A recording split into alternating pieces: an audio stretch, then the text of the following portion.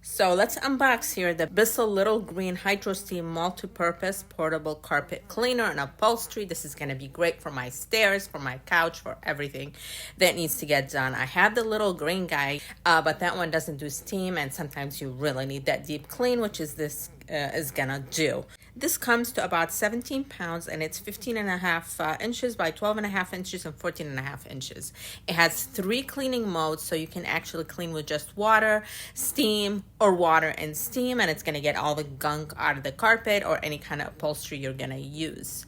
This is the container that you're gonna fill in the water and the solution in. It has for small areas as well as large areas there. And then the other compartments is where the water is gonna collect once you clean it out. And in order to open it, you're gonna flip that top all the way back until it clicks, and it's gonna remove. Make sure you're holding both sides so it doesn't fall, as I did. And then once you empty it out, you can put it back and continue using it. And then you have the cord on the bottom, or you're gonna add all the attachments and actually use that. And this is the unboxing of this machine. It comes with some great attachments and features. If you found this video useful, please do give us a thumbs up and make sure to follow.